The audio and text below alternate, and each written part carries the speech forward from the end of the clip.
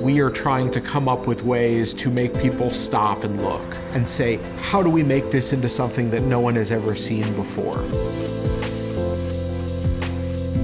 Submersive is a digital marketing agency. We work mostly with film studios and with brands. We try to find interesting and fun ways to promote those brands in the digital space.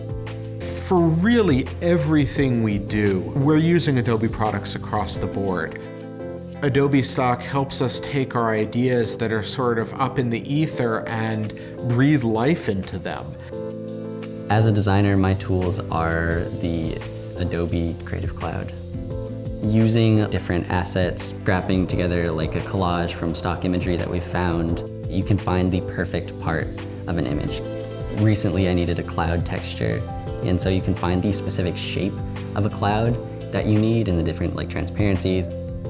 Adobe Stock helps us take anything that we can think of and make our ideas into something tangible and coherent in a way that people haven't necessarily seen before.